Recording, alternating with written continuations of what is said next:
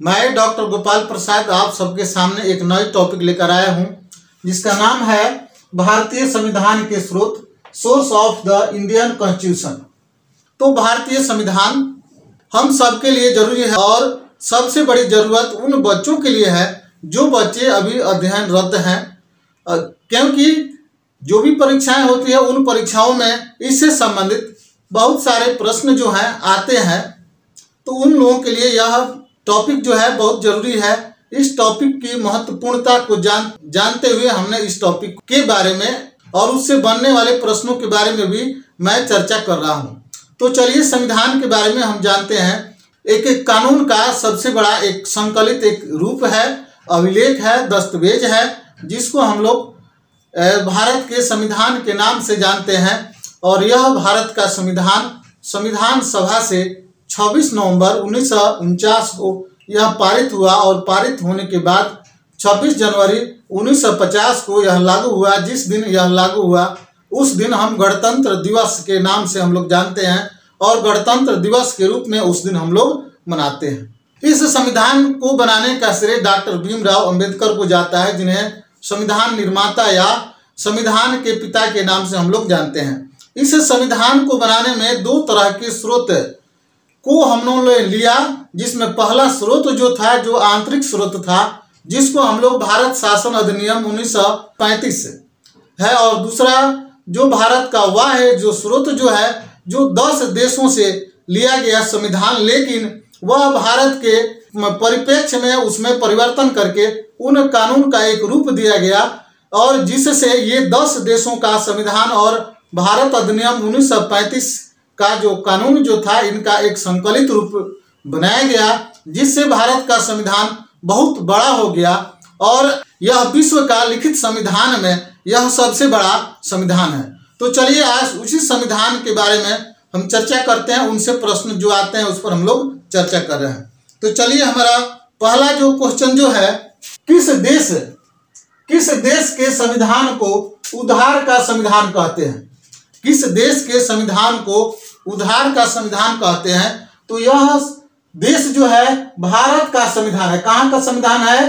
भारत का संविधान। उधार इसलिए कहा जाता है क्योंकि संविधान तो बहुत देशों के संविधान का अध्ययन किया गया, लेकिन हमारे संविधानविद ने पाया कि वैसे 10 देशों के जो संविधान जो थे वे हमारे काम के लायक थे और उन्हीं देशों के संविधान के कानून को हम लोग लिया, इसीलिए इसको उधार का संविधान के नाम से हम लोग जानते हैं। अगला क्वेश्चन जो है, विश्व का सबसे बड़ा लिखित संविधान किस देश का है? तो विश्व का सबसे बड़ा लिखित संविधान भारत का है। किसका है? भारत का है। अगला सवाल है, भारत का संविधान कब बना? भारत का संविधान 26 नवंबर 1949 को बना। कब बना? 26 नवंबर 1949 को बना और इसीलिए 26 नवंबर को हम लोग संविधान दिवस के रूप में मनाते हैं। उस दिन संविधान दिवस के रूप में मनाते हैं क्योंकि उसी दिन संविधान सभा के द्वारा यह पारित हुआ और इसीलिए इसे संविधान दिवस के नाम से हम लोग मनाते हैं। अगला सवाल है, भारत का संविधान कब लागू हुआ? तो भारत का संविधान 26 जनवरी 1950 को लागू हुआ और 26 जनवरी 1950 को लागू होने के इस पुनीत अवसर पर हम लोग उस दिन गणतंत्र दिवस के नाम से हम लोग जानते हैं और 26 जनवरी को गणतंत्र दिवस हम लोग मनाते हैं।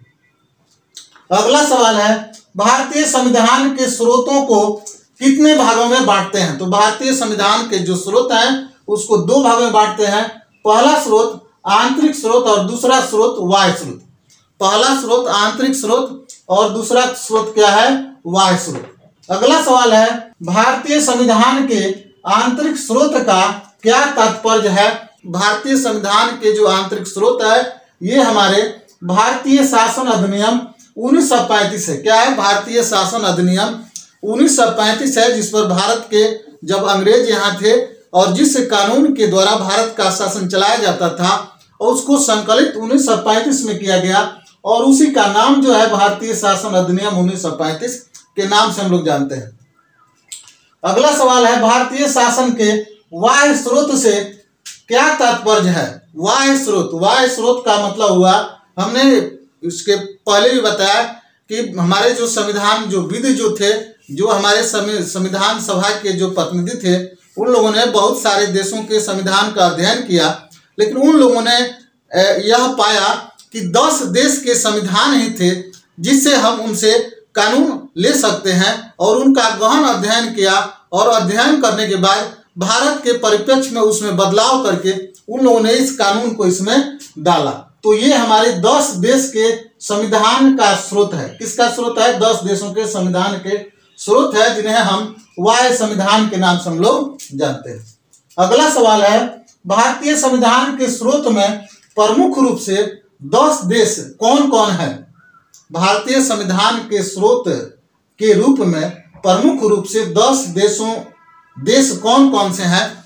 तो ये 10 देश जो है, इसका नाम हमने अल्फाबेटिकल, हिंदी अल्फाबेटिकल हमने लिखा है कि सबसे पहले अ से लिखा, उसके बाद क से लिखा है, उसके बाद ज से लिखा है, उसके बाद फ से लिखा है, उसके बाद ब से लिखा है, और उसके बाद स से लिखा है। अगर हम अपने दिमाग में हिंदी अल्फाबेटिकल को रखते हैं, वर्णमाला को रखते हैं, तो इसको याद करने में कोई दिक्कत नहीं होगी। तो सबसे पहले हमने 4 जो है अ से लिखा है, एक क से, और 2 ज से, एक फ से, एक ब से, और एक रू से।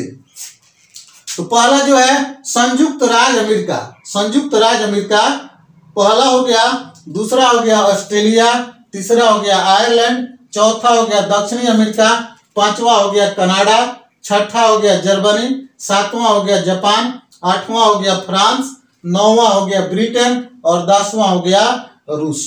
ये 10 देश है, और इसको याद करना बहुत आसान होगा। पहला हो गया संयुक्त राज्य अमेरिका, दूसरा ऑस्ट्रेलिया, तीसरा आयरलैंड, चौथा हो गया दक्षिणी अमेरिका, पांचवा हो गया कनाडा, छठा हो गया जर्मनी, सातवां हो गया जापान, आठवां हो गया फ्रांस, नौवां ब्रिटेन, और 10वां हो गया रूस। ये 10 देश है। 10 देश का नाम आप लोग बहुत आसानी से याद कर सकते हैं। अगला सवाल जो है, भारतीय शासन अधिनियम 1935 में क्या क्या प्रावधान है?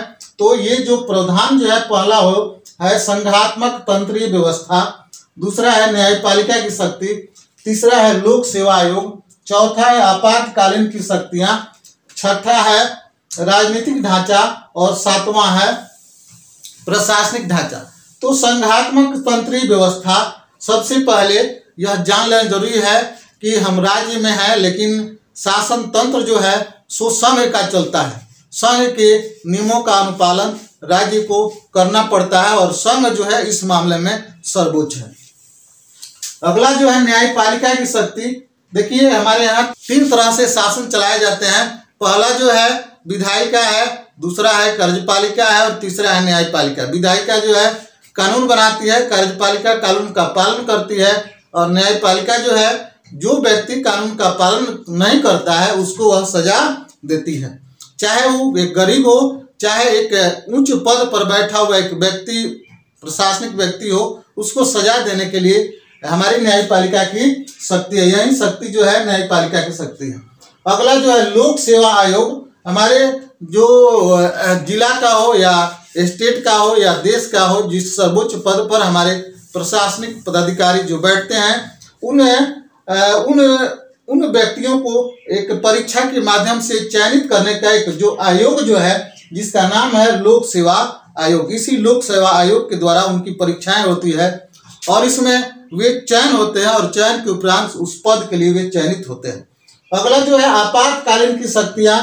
देश में अगर किसी प्रकार की आक्रमण हो जाती है, देश में अगर शासन व्यवस्था अच्छी तरह नहीं चल पाती है, अगर पूरे देश में या राज्य में अगर रुपये पैसे की कमी हो जाती है, तो ये सरकार, ये जो उस कमी के काल में अगर जो शक्तियां लागू होती है, जिसको हम लोग आपातकाल के नाम से जानते हैं, और ये आपातकाल 3 तरह के होते हैं: राष्ट्रीय आपातकाल, राज्य आपातकाल और वित्तीय आपातकाल।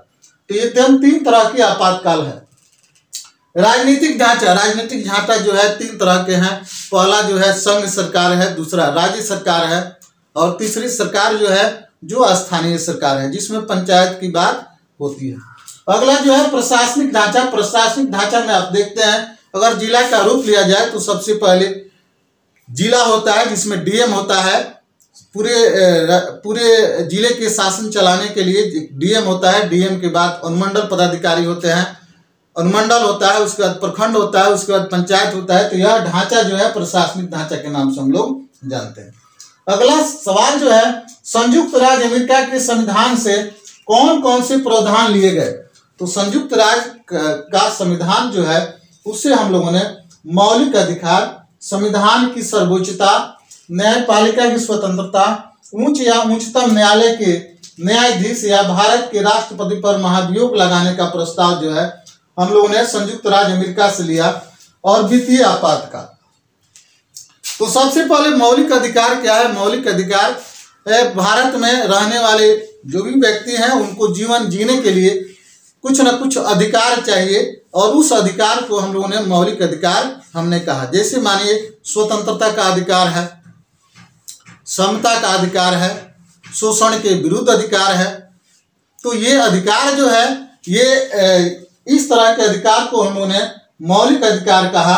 और ये मौलिक अधिकार जिस समय संविधान बना उस समय 7 मिले थे, लेकिन बाद में उनमें संशोधन किया गया, ये अधिकार 6 रह गए। अभी मौलिक अधिकार 6 है। संविधान की सर्वोच्चता, पूरे देश के ऊपर देश का संविधान है, संविधान जो कहता है वे बातें सही है। उनकी बातों को सारे जनप्रतिनिधियों या लोगों को मानना क्या है, जरूरी है। अगर नहीं मानते हैं तो उसके लिए न्यायपालिका जो है उन्हें सजा दे सकती है। न्यायपालिका की स्वतंत्रता, न्यायपालिका जो है स्वतंत्र है। अगर कोई देश का कानून नहीं मानता है तो उसको सजा देने के लिए वह स्वतंत्र है, चाहे वह छोटा व्यक्ति हो या देश के शीर्ष पर बैठा हुआ बड़ा व्यक्ति हो, उसको सजा देने के लिए वह स्वतंत्र है। उच्च या उच्चतम न्यायालय के न्यायाधीश या भारत के राष्ट्रपति पर महाभियोग प्रस्ताव होता है, जो संसद के सदनों से पास किया जाता है, और पास होने के बाद अगर पास हो जाता है तो चाहे वो उच्च न्यायालय का न्यायाधीश हो या उच्चतम न्यायालय के न्यायाधीश हो या राष्ट्रपति हो, उनको पद से उनको हटाया जा सकता है। अगला जो है वित्तीय अधिकार। अगर देश में कोई ऐसी महामारी आ जाती, बीमारी आ जाती है, संकट आ जाता है जिसमें रुपये की कमी हो जाती है, तो उस समय देश में वित्तीय आपातकाल लागू हो जाता है। अगला सवाल है, ब्रिटेन के संविधान से कौन कौन से प्रावधान लिए गए हैं? तो ब्रिटेन के संविधान से संसदीय शासन व्यवस्था, क्या नाम है? संसदीय शासन व्यवस्था, विधि का शासन, एकल नागरिकता, मंत्रिमंडलीय व्यवस्था, चुनाव में सर्वाधिक मत के आधार पर जीत, ये सारे प्रावधान जो है ब्रिटेन से लिए गए। तो संसदीय शासन व्यवस्था, देश में संसदीय शासन व्यवस्था है, संसद जो है कानून बनाती है और कानून का पालन करवाती है। और देश में संसदीय व्यवस्था के 2 अंग हैं, एक जो है लोकसभा है और दूसरे राज्यसभा है। अगला जो है विधि का शासन, हमने बताया था कि संसद जो है कानून बनाती है और वो उस कानून को संसद लागू करवाती है। उसके प्रावधान को हम लोग विधि के शासन के नाम से हम लोग जानते हैं। एकल नागरिकता, एकल नागरिकता क्या है? हम भले गांव में रहते हैं, शहर में रहते हैं, राज्य में रहते हैं या देश में रहते हैं, लेकिन हमें एक ही नागरिकता मिलती है, वह देश की मिलती है, वह भारत की नागरिकता मिलती है। तो हम सब भारत के नागरिक हैं और हमें भारत की नागरिकता प्राप्त है। अगला जो है मंत्रिमंडलीय व्यवस्था, 2 प्रकार की मंत्रिमंडलीय व्यवस्था है, चाहे वो केंद्र का हो या राज्य का हो। अगर केंद्र में देखा जाए तो लोकसभा और राज्यसभा, और अगर राज्य में देखा जाए तो विधानसभा और विधान परिषद। ये मंत्रिमंडलीय व्यवस्था है जो कानून बनाती है और कानून को लागू करने का काम करती है। अगला जो है चुनाव में सर्वाधिक मत के आधार पर जीत।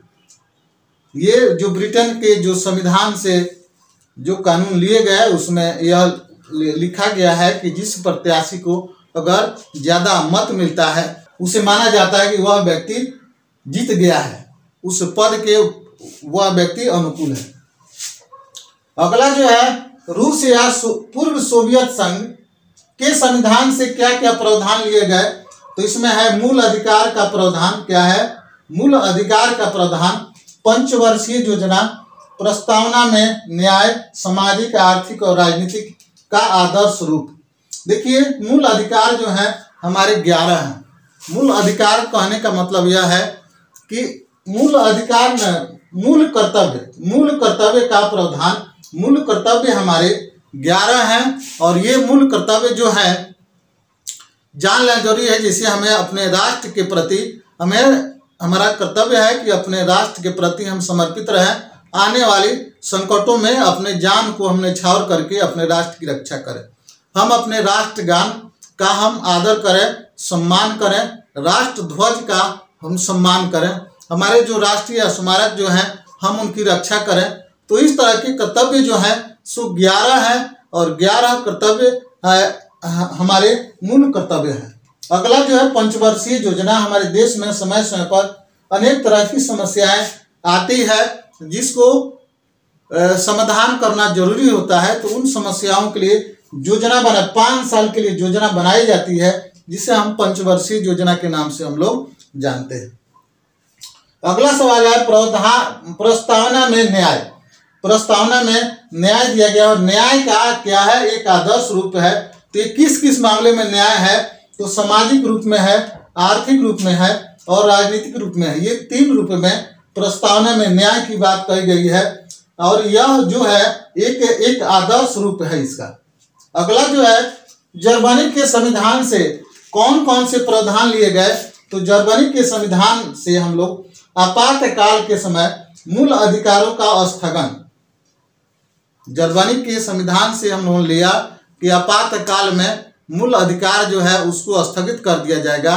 तो अब किस आपातकाल में, तो इसके देखिए आपातकाल 3 तरह के आपातकाल है। राष्ट्रीय आपातकाल 352 अनुच्छेद, उसके बाद राज्य आपातकाल 356 और वित्तीय आपातकाल 360। ये हमारे आपातकाल हैं।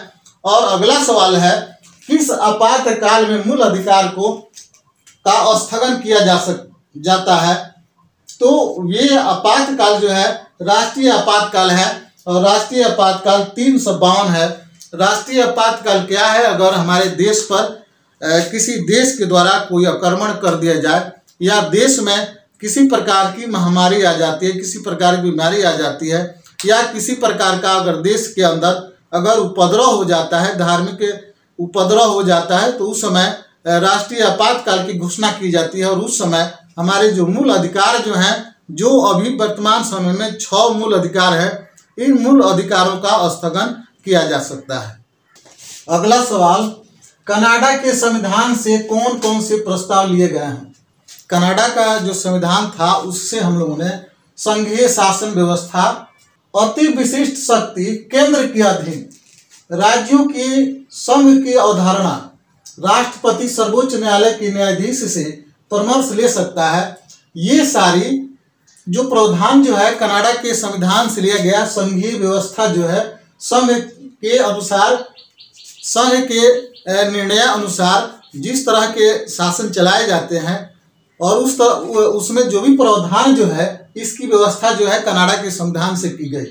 अति विशिष्ट शक्तियां जो है, जो विशिष्ट शक्तियां जो जिसमें अति विशिष्ट है, वे जो कानून जो है वह केंद्र के अधीन ही रहेगी और उसका पालन सभी राज्यों को करना पड़ेगा। राज्यों की संघ की अवधारणा, राज्यों का एक संघ होगा, सबसे ऊपर राज्य और राज्य के ऊपर जो है संघ है और संघ के अनुसार सब काम सारे राज्यों को करना होगा। इसकी अवधारणा जो है कनाडा के संविधान से लिया गया।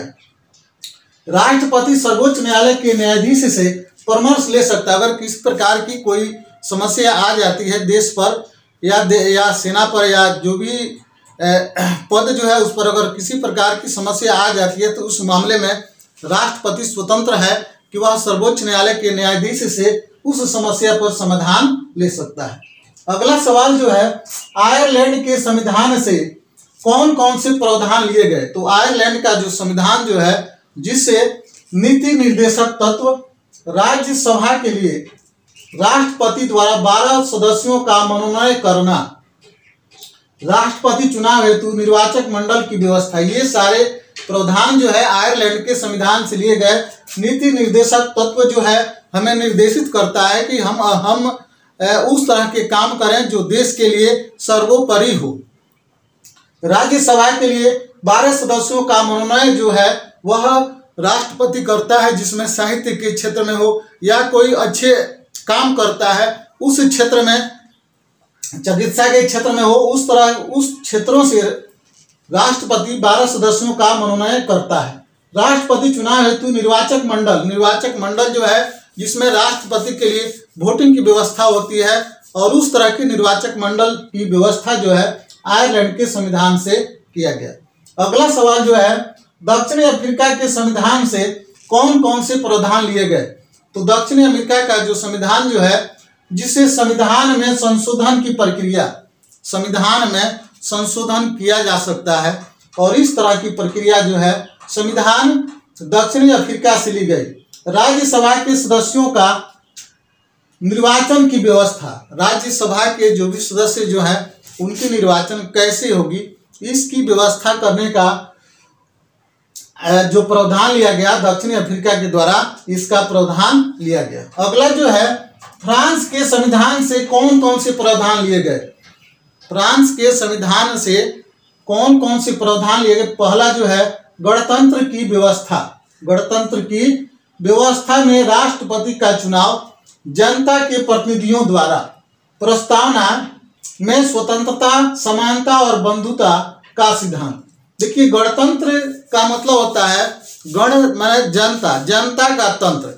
इस गणतंत्र की व्यवस्था में जो राष्ट्रपति का चुनाव जो है वह जनता के प्रतिनिधियों द्वारा होनी चाहिए, और इसकी व्यवस्था जो है फ्रांस के संविधान में से इसका प्रावधान लिया गया। अगला जो है, प्रस्तावना में स्वतंत्रता, समानता और बंधुत्व का सिद्धांत। जो हमारी प्रस्तावना बने उस प्रस्तावना में स्वतंत्रता, समानता और बंधुत्व के जो सिद्धांत जो थे वे फ्रांस के संविधान से लिए गए। अगला सवाल जो है, ऑस्ट्रेलिया के संविधान से कौन कौन से प्रावधान लिए गए? ऑस्ट्रेलिया के संविधान से जो प्रावधान लिए गए उसमें समवर्ती सूची, प्रस्तावना की भाषा, संसद के दोनों सदनों का संयुक्त बैठक का प्रावधान। सबसे पहले ये लिखा गया है समवर्ती सूची। हमारे यहाँ केंद्र के अधीन 3 सूचियां हैं, एक राज्य सूची, एक समवर्ती सूची और एक 3 सूचियां हैं। एक जो है केंद्र सूची है, और एक राज्य सूची है, और एक समवर्ती सूची है। केंद्र सूची पर केंद्र कानून बनाता है, और राज्य सूची पर राज्य कानून बनाता है, और समवर्ती सूची में दोनों कानून बनाते हैं। जो विशिष्ट, अति विशिष्ट होता है उस पर कानून जो है केंद्र बनाता है, और जो विशिष्ट राज्य के लिए जो जरूरी होता है उस पर राज्य कानून बनाता है। प्रस्तावना की भाषा जो है यह ऑस्ट्रेलिया से ली गई, और संसद के दोनों सदनों का संयुक्त बैठक का प्रावधान। समय समय पर संसद के दोनों सदनों का संयुक्त बैठक किया जाता है, और इसका प्रावधान जो है ऑस्ट्रेलिया से लिया गया। अगला सवाल है, जापान के संविधान से कौन कौन से प्रावधान लिए गए? जापान के संविधान से जो प्रावधान लिए गए, ये प्रावधान जो है विधि द्वारा स्थापित नियमों का अनुपालन। विधि के द्वारा जो आपसे बताया गया, सब विधायिका जो है कानून बनाती है संसद के सहयोग से, और यह कानून जो है वहीं लिखा गया है कि विधि द्वारा स्थापित नियमों का अनुपालन।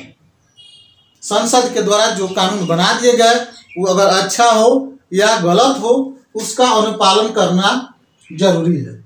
संविधान की सर्वोच्चता को स्थापित रखना।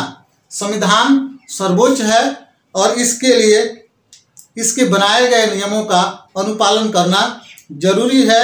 यह समझना कि संसद में जो संविधान के द्वारा जो कानून बनाए गए हैं वे हमारे लिए जरूरी है, हमें मानना चाहिए, किसी भी हालत में उसका पालन जरूरी है, तभी हमारी संविधान जो है वह सर्वोच्च हो सकती है।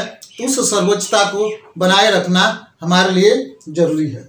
चलिए अंत में हम एक आप लोग क्वेश्चन देते हैं, इससे पता चलेगा कि आपने हमारे इस वीडियो को आपने पढ़ी है और पढ़कर जानकारी हासिल की है, और उसके टेस्ट के लिए हमने एक क्वेश्चन दिया है।